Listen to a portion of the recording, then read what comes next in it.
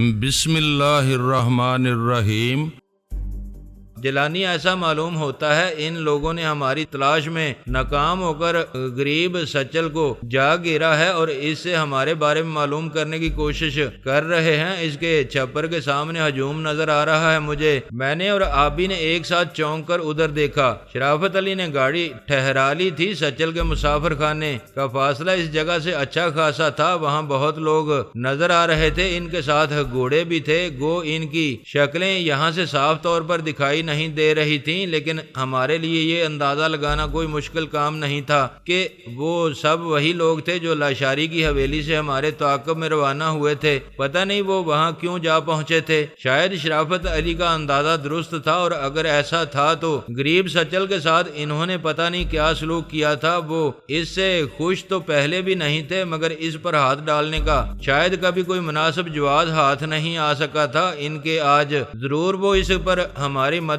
کرنے کا الزام لے کر جا چڑھے تھے۔ شرافت علی بولا، کیا کہتے ہو جیلانی؟ گاڑی کو واپس موڑ کر کسی اور راستے سے نکلنے کی کوشش کریں؟ نہیں یار، کیسی موقع پرستوں والی باتیں کرتا ہے تو۔ ایک ذرا سی ہوا مخالف دیکھ کر منہ پھیر لینا چاہتا ہے۔ اس غریب آدمی سے اس کی خدمت اور محبت کا یہ صلہ دینا چاہ رہا ہے، اسے چل آگے بڑھا گاڑی، ہم دیکھتے ہیں چل کر انہیں۔ شرافت علی گاڑی آگے بڑھاتے ہوئے بولا، وہ بہت سے لوگ ہیں اور علاقے کی پولیس کا تعاون بھی حاصل ہے انہیں، اس لیے ایسا کہا تھا میں نے، ورنہ میں برے وقت میں ساتھ چھوڑ جانے والوں میں سے نہیں ہوں، یہ نہ سمجھ لینا تم۔ سمجھتا ہوں میرے یار، میں یہ بات کچھ کہنے کی ضرورت نہیں ہے تجھے۔ اس سلسلے میں وہ ہتھیار سنبھال کے میگزین اچھی طرح چیک کر لو۔ وہ بولا، تینوں سٹین گنیں چیک کر چکا ہوں میں، رائفلیں اور پستول بھی لوڈ ہیں، ان کی فکر نہ کرو تم۔ یہ تو نے بہت اچھا کیا ہے، میں نے نوٹ کیا ہے کہ ہتھیاروں کو ہر وقت پوری طرح تیار رکھنے کا عادی ہے تو۔ میں نے کہا، پستول تو ہمارے پاس پہلے ہی موجود تھے۔ ایک ایک سٹین گن اٹھا لی۔ شرافت علی تیزی سے کار کی طرف دوڑتا ہوا منٹوں سیکنڈوں میں ان لوگوں کے سر پر جا پہنچا۔ کار کی آواز سنتے ہی وہ سب کے سب چونک کر کار کی طرف متوجہ ہو گئے تھے اور حیرت سے آنکھیں وا کیے اسے دیکھ رہے تھے۔ ان کے وہم و گمان میں بھی یہ بات نہیں رہی ہوگی کہ تلاش میں وہ یوں سرگرداں ہیں، اور ساری دوڑ دھوپ کے باوجود وہ جن کی گرد بھی نہیں پا سکے تھے، وہ اچانک ان کے سامنے پہنچ جائیں گے۔ میں نے انہیں دیکھتے ہی پہچان لیا، لاکھوں لاشاری کے ہی آدمی تھے۔ ان میں سے کئی کو میں نے اس کی حویلی میں دیکھا تھا۔ کار رکتے ہی میں آبی اور شرافت علی پلک جھپکتے میں اپنی اپنی طرف کے دروازے کھول کر سٹین گنیں اٹھا کر باہر نکلے اور ان سب کو نشانے پر رکھ کر کھڑے ہو گئے۔ شرافت علی نے انہیں فوراً للکارا، خبردار اگر کسی نے بھی حرکت کی تو بھون کے رکھ دیں گے ہم۔ وہ سب ایک دم مشینی انداز میں ہاتھ اٹھا کر کھڑے ہو گئے۔ میں نے کہا، تم لوگ یہاں کیا کر رہے ہو؟ کیوں جمع ہوئے ہو یہاں؟ کچھ نہیں سائیں، ہم ذرا سچل سے کچھ باتیں کرنے آئے تھے ادھر۔ آپ لوگ؟ ایک شخص نے صفائی پیش کرنے کی کوشش کی۔ آبی نے اس کی بات کاٹ کر سخت اور سرد لہجے میں کہا، چپ کر جاؤ چوڑے، تم لوگوں نے یہ کیا کیا ہے سچل کے ساتھ؟ ہٹو کتے کے بچوں، اس کے پاس سے ہٹ جاؤ۔ ادھر چھپر کی دیوار کی طرف منہ کر کے دیوار کے ساتھ کھڑے ہو جاؤ۔ آبی کا حکم سن کر انہوں نے پریشان ہو کر ایک طرف کو دیکھنا شروع کر دیا۔ ان کے عمل سے صاف ظاہر ہو رہا تھا کہ وہاں سے ہٹنا نہیں چاہتے۔ انہیں اس گو مگو کیفیت میں دیکھ کر مجھے فوراً خیال آیا کہ ان لوگوں نے یقیناً سچل کے ساتھ کوئی اچھا سلوک نہیں کیا تھا۔ وہ اس طرح کھڑے تھے کہ ان کے درمیان سچل مجھے نظر ہی نہیں آیا تھا اب تک، مگر شاید آبی نے اسے دیکھ لیا تھا، یا اس نے یہ اندازہ لگا لیا تھا کہ وہ اب تک سچل کے ساتھ کوئی زیادتی کرتے رہے ہیں۔ بندوقیں ان کے شانوں سے لٹکی ہوئی تھیں۔ کچھ لوگ چھپر کے باہر یا ادھر ادھر بکھرے کھڑے تھے، البتہ 10-12 آدمی ایک گھیرا بنائے کھڑے تھے۔ ان کی بندوقیں الگ چارپائیوں پر پڑی تھیں۔ ان کے کھڑے ہونے کے انداز سے ایسا ہی لگتا تھا جیسے کسی کو اپنے درمیان گھیرے کھڑے ہیں۔ میں نے ان گھیرا ڈالنے والوں کی طرف بڑھتے ہوئے کہا، سنا نہیں تم نے؟ چلو جلدی جلدی ادھر دیوار کے ساتھ جا لگو ورنہ ایک ایک کا مغز باہر پڑا ہوگا ابھی۔ مجھے اپنی طرف بڑھتے دیکھ کر وہ برا سا منہ بناتے ہوئے ایک ایک کر کے وہاں سے ہٹنے لگے۔ ان میں سے وہ جوان بھی موجود تھا جو ممتاز کے ساتھ لاشاری کے کمرے میں گھس کر ہماری رہائی میں حائل ہو گیا تھا۔ وہ کینہ توز نگاہوں سے مجھے دیکھتے ہوئے بولا، یہ بات کان کھول کے سن لے جوان، تو ہمارے ہاتھوں سے بچ کر نہیں نکل سکے گا اس علاقے سے۔ اچھا یہی ہے کہ بات زیادہ نہ بڑھا۔ ابھی کڑک کر بولا، اوئے تو ہٹے گا ادھر سے یا میں لہو کے چشمے جاری کر دوں تیرے سینے سے؟ کیا چاہتا ہے بھائی تو؟ پچھتاؤ گے تم، اس نے غضبناک ہو کر کہا اور حقارت سے ہمیں گھورتے ہوئے آہستہ آہستہ گھاس پھوس کی دیوار کی طرف سرکنے لگا۔ ابھی سے اس کا یہ انداز برداشت نہ ہو سکا۔ وہ ایک دم اس کی طرف لپکا اور قریب پہنچتے اسٹین گن کی نال اس کے سینے پر رکھ کر زور سے اسے دھکا دے دیا۔ وہ لڑکھڑا کر 2 قدم پیچھے ہٹ گیا مگر اس کی آنکھوں سے اب بھی شعلے نکل رہے تھے۔ آبی نے دایاں ہاتھ اوپر اٹھا کر 2 انگلیاں سیدھی کر کے اس کے منہ کے سامنے لے جاتے ہوئے کہا، آنکھیں نیچے کر لے، الو کی اولاد، دیدے پھوڑ دوں گا سالے۔ وہ بھی پیچھے رہنے والوں میں سے نہیں تھا۔ اسی خونخوار لہجے میں بولا، ہتھیار پکڑ کے شیر بننے لگا ہے، لیکن ایک بات یاد رکھنا، میری گالی سننے کی عادت نہیں ہے۔ مجھے اب اگر گالی دی تو نے تو میں زبان کھینچ لوں گا تیری۔ یہ نہ جاننا کہ اسٹین گن کی وجہ سے بالکل ہی بے بس ہو گیا ہوں۔ میں شیروں کے جبڑے چیر دیا کرتا ہوں، میں خالی ہاتھوں سے یوں ہی رستم نام نہیں پڑ گیا ہے میرا۔ پھر تو میں یہ ضرور معلوم کروں گا آخر لوگوں نے ایسا جوان مردوں والا نام کیوں دے دیا ہے تجھے جو تجھ پر ساج ہی نہیں رہا ہے کسی طرح بھی۔ یہ کیا سوجی ہے یار ان لوگوں کو؟ بیچارے رستم کے مرنے کے بعد اس سے ایسا مذاق کرنے کی آپ بھی مضحکہ خیز انداز میں بولا۔ وہ اسے تیش دلا کر لڑ مرنے کے لیے اکسا رہا تھا۔ شاید ممتاز کا حساب اس سے چکانا چاہتا تھا، جبکہ یہ وقت جھگڑا بڑھانے کا نہیں تھا۔ اس گڑی سچل کو ہماری مدد کی ضرورت تھی۔ ہمیں فوراً اس کی خبر گیری کرنا چاہیے تھی کیونکہ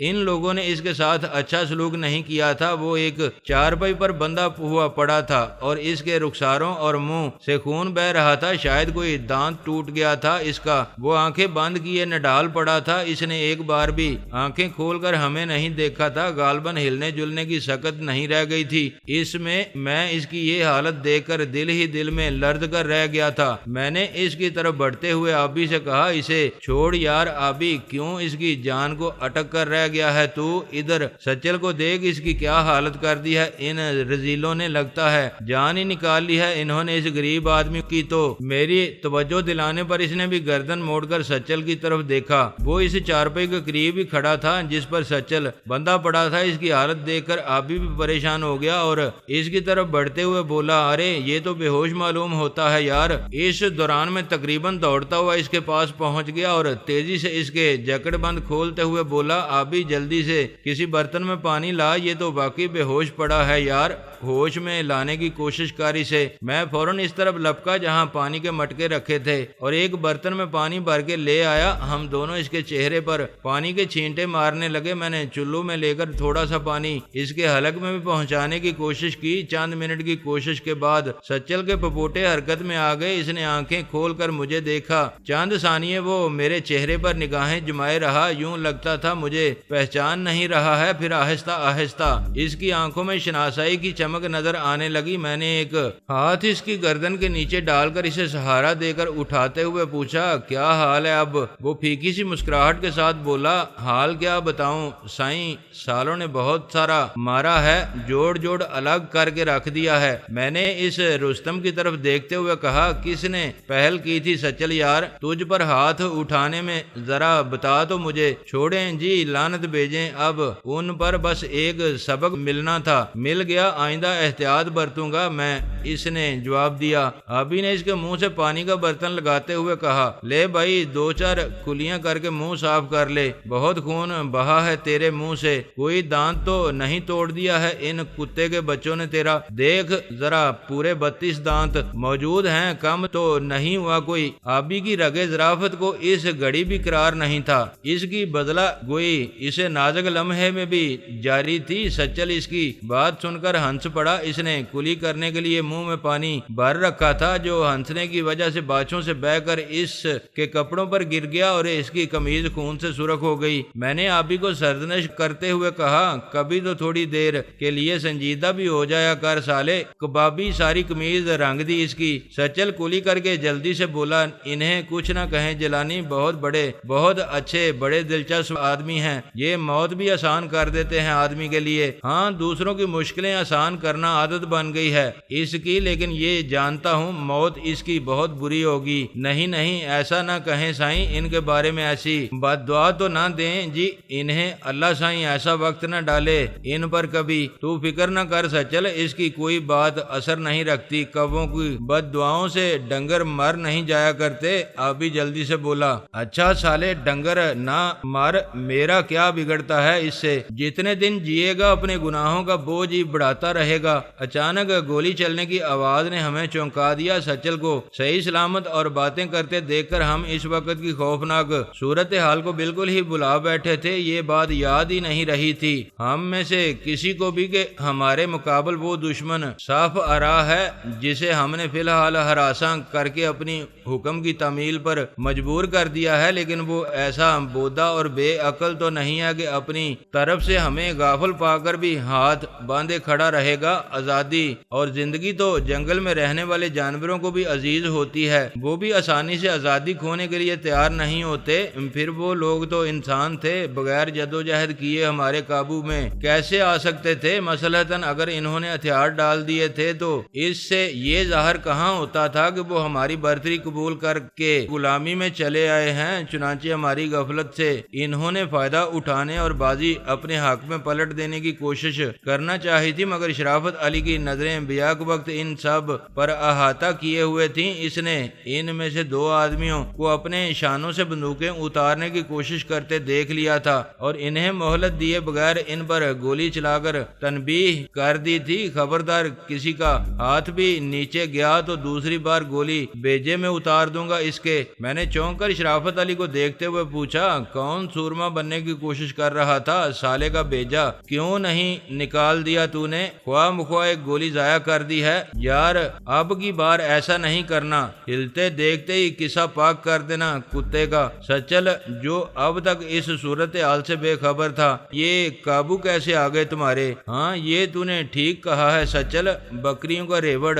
ہی ہے یہ، تجھے اکیلا اور نہتا دیکھ کر آ پڑے تھے تجھ پر اور سمجھ رہے تھے کہ بڑے جنگجو اور شجاع ہیں جو تجھ جیسے شیر کو یوں دبوچ کر بے بس کرنے میں کامیاب ہو گئے ہیں، مگر چرواہے کا ڈیرا دیکھ کر اپنی حقیقت یاد آ گئی ہے انہیں اور سب کے سب تجھے چھوڑ کر کونے خدروں میں سمٹ گئے۔ آبی نے سچل کو سمجھاتے ہوئے کہا، نہیں یار ایسے تو نہیں ہے یہ، میں جانتا ہوں ان لوگوں کو، ان میں سے کچھ تو لاشاری کے آدمی ہیں۔ سچل نے کہا، کچھ سے کیا مطلب ہے تیرا؟ کیا یہ سب لاشاری کے آدمی نہیں ہیں؟ میں نے ان سب کو بغور دیکھتے ہوئے حیرانی سے کہا، نہیں جی، سب کیسے ہو سکتے ہیں؟ یہ 10-12 آدمی تو پولیس کے ہیں ان میں۔ اس نے رستم کے آس پاس کھڑے ہوئے ان لوگوں کی طرف اشارہ کرتے ہوئے کہا جو اس کے گرد گھیرا ڈالے اس کی مرمت کرتے رہے تھے۔ اچھا تو یہ قانون کے وہ محافظ ہیں جو ڈاکوؤں کے ساتھ مل کر تجھ جیسے امن پسند اور بے ضرر لوگوں کو نشانہ بنانے کے بعد انہیں پولیس مقابلے میں مار جانے والے قرار دے کر یہ دعویٰ کرتے ہیں کہ ہم نے علاقے کو ڈاکوؤں سے پاک کر دیا ہے۔ ایسا نہ کہیں جیلانی سائیں، بڑے پہنچے ہوئے لوگ ہوتے ہیں یہ، جس کے بارے میں انہیں معلوم ہوتا ہے کہ یہ شخص ان پر جرائم میں ملوث ہونے کا الزام لگاتا ہے، اس کے پاس سے یہ فوراً کوئی چیز برآمد کر لیتے ہیں جس کی پاداش میں اس کی شرافت اور نیک نامی کا سارا طلسم توڑ کر اسے سرکاری مہمان بنا دیا جاتا ہے۔ سچل نے طنز کرتے ہوئے کہا، چھوڑ بھائی سچل، تیری اس بات پر یقین کون کرے گا؟ حالانکہ ان کے کارنامے اب کوئی ڈکے چھپے نہیں رہے ہیں، کسی سے بھی بچہ جانتا ہے ان کے ہتھ کنڈوں کو، صرف ان کے افسران اعلیٰ کے سوا کوئی یقین نہیں کرتا ان کی کسی کارروائی پر، اور افسران اعلیٰ بھی ضرورتاً ہی انکار کرتے ہیں ان باتوں سے، کیونکہ یہ باتیں ان کی سب ٹھیک ہے، سار والی پالیسی کا قصہ ہوتی ہیں۔ بکواس نہ کرو جیلانی، جانتا نہیں ہے تو ہمیں جس دن بھی ہاتھ آ گیا سالے لاک اپ میں ہی جان نکال لیں گے تیری۔ بچے ہم سے پنگا لے کے کوئی جی نہیں سکتا، زیادہ دن تیرے دن پورے ہو گئے ہیں، معلوم تو یہی ہوتا ہے ہمیں ان پولیس والوں میں سے ایک نے اپنے پیشہ ورانہ رعب و دبدبے کا مظاہرہ کرتے ہوئے کہا، نہیں یار، ایسے بھی بے خبر نہیں ہے، ہم بڑا پرانا یارانہ ہے ہمارا، تیری ذات برادری کے لوگوں سے ہم سے زیادہ کون جانتا ہوگا تم لوگوں کو، اسی لیے میں ہمیشہ بچ کر نکلنے کی کوشش کرتا ہوں پولیس والوں کے راستے سے، مگر نہ جانے کیا بات ہے، ہر راستہ مجھے کسی نہ کسی طرح تم تک لے جاتا ہے، جس کے نتیجے میں ہر تھانے میں موجود میری فائل موٹی ہی ہوتی جاتی ہے، فکر نہ کر، ایک دن ہم تیری فائل بند ہی کر دیں گے۔ یہ لکھ کر کے مشہور ڈاکو غلام جلانی پولیس مقابلے میں ہلاک ہو گیا۔ یہ تو میں جانتا ہوں ایک دن ہونا یہی ہے میرے ساتھ بھی، مگر اتنی آسانی سے نہیں مار سکو گے تم مجھے جیسا تم نے سمجھ رکھا ہے، دل میں اپنے کئی تھانے ویران ہو جائیں گے، تب کہیں جا کر میرا نمبر آئے گا۔ غلام جلانی کوئی لقمہ تر نہیں ہے بچے۔ اوئے کیا بک بک لگا رکھی ہے تو نے غلام جلانی، کس کے ساتھ مغز کھپانے لگا ہے تو میرے یار، ان کی سمجھ میں تیری باتیں آنے والی نہیں ہیں، دماغوں میں غلاظت بھر رکھی ہے، ان رشوت خوروں نے جو توں آسانی سے نہیں نکل سکے گی۔ آبی نے مداخلت کرتے ہوئے کہا، میں نے سچل سے پوچھا، سچل کچھ تو ہی بتا یار، اب ان اتنے سارے لوگوں کا کیا کریں ہم، میری تو سمجھ میں نہیں آ رہا ہے کچھ۔ آبی جلدی سے بولا، کرنا کیا ہے، سالوں کا ایک لائن میں کھڑا کر کے گولیاں گزار دو سب کے سینے سے، بس پھر انہیں ان کے حال پر چھوڑ کر آگے بڑھ جائیں گے۔ اب جس کی آئی ہوگی وہ سیدھا جائے گا دنیا سے، جس کی باقی ہوگی وہ بچ ہی جائے گا کسی نہ کسی طرح۔ تو چپ ہی رہ بھائی، سالہ ہر وقت ملک الموت کا کام آسان کرنے پر تلا رہتا ہے، جس کا جواب طلب کیا جائے گا تجھ سے روزے محشر میں مداخلت بے جا کا مرتکب ٹھہرایا جائے گا تجھے۔ میں نے آبی کی مداخلت سے چڑ کر کہا، مگر بیٹے جان وہاں بھی نہیں چھوٹے گی مجھ سے، تیری سزا اور جزا دونوں میں برابر کا شریک ہوگا تو۔ آبی بولا، میں نے اسے کہا، اچھا بھائی شراکت خان، تو جا کر ان سب بندوقچیوں کی بندوقیں اتار لے ان کے شانوں سے، شیطان مردود کا کوئی بھروسہ نہیں ہے، کب بہکانے میں کامیاب ہو جائے، ان میں سے کسی کو ان کا نہتا ہونا ہی بہتر ہے ہمارے لیے۔ ٹھیک ہے، میں ان کے کندھوں کا بوجھ ہلکا کر دیتا ہوں، اتنی دیر میں تو ان کے کریا کرم کا طریقہ سوچ لے۔ ابھی ان لوگوں کی طرف بڑھ گیا۔ میں نے سچل سے پوچھا، ہاں تو بتایا نہیں تو نے سچل سائیں، کیا کریں ہم ان کا، ہمیں ان کا کرنا ہی کیا ہے جلانی سائیں، ان کے ہتھیار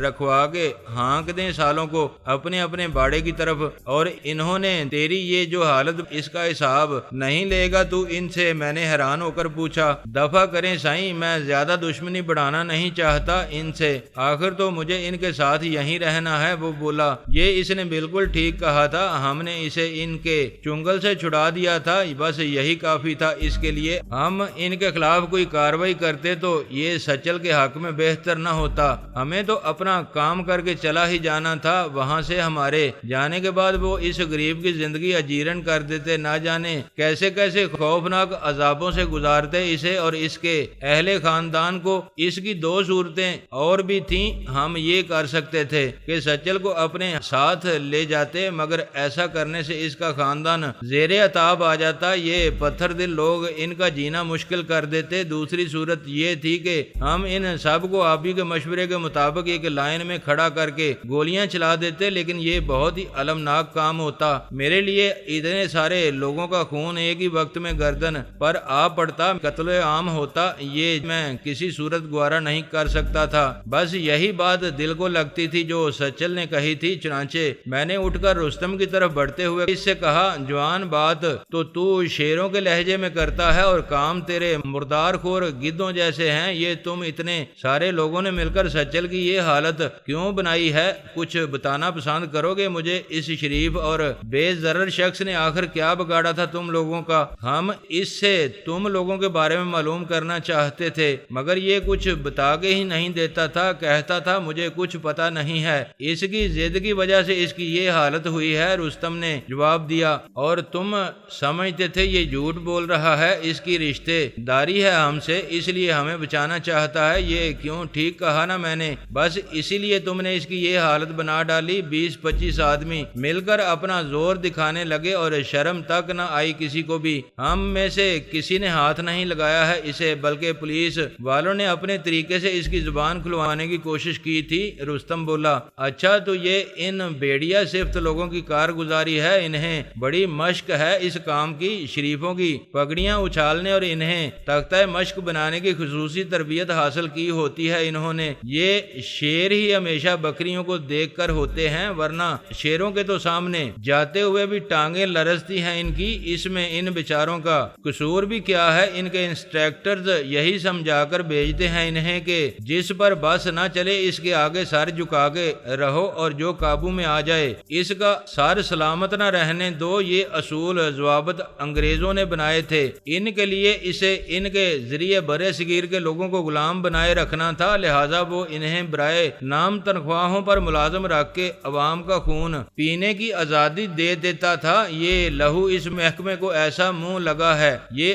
آج بھی انگریزوں کے قاعدے قوانین کو سینے سے لگائے رہتے ہیں۔ ایک آزاد قوم کے محافظ بن کے رہنا یہ سیکھ ہی نہیں سکے جب تک ان کے بڑوں کے ذہن انگریزوں کی غلامی سے نہیں نکلتے۔ آبی بولا، یہ تو اچھا ہی ہوا یار ہم ادھر آسیا کے پیچھے کے بجائے پلٹ کر ادھر آ گئے، ورنہ انہوں نے تو حشر نشر کر دیا تھا اس کا۔ ہاں یہ اچھا ہی ہو گیا آبی یار، یہ غریب مفت میں ہمارے چند گھنٹے یہاں قیام کی بڑی سزا ملی ہے اسے۔ میں کہتا ہوں بات مان لے میری، ان سب کو لائن میں کھڑا کر گولیاں اتار دیتے ہیں ان کے سینوں میں۔ آبی ان کی بندوقیں ایک طرف ڈال کر میری طرف واپس آتے ہوئے بولا، یوں چھوڑ کر جاؤ گے تو یہ پھر کوئی مصیبت کھڑی کر دیں گے ہمارے لیے۔ باک نہیں ہوئے، ہم یہاں لاشاری کو آسیا سے بچانے کی غرض سے آئے تھے، بربریت ہمارا شیوا نہیں ہے، کوئی قتل کرنے نہیں آئے تھے ہم ادھر، انہیں نہتا کر دیا ہے ہم نے، یہ بہت ہے۔ بس ان سب کی بندوقیں ایک جگہ کر کے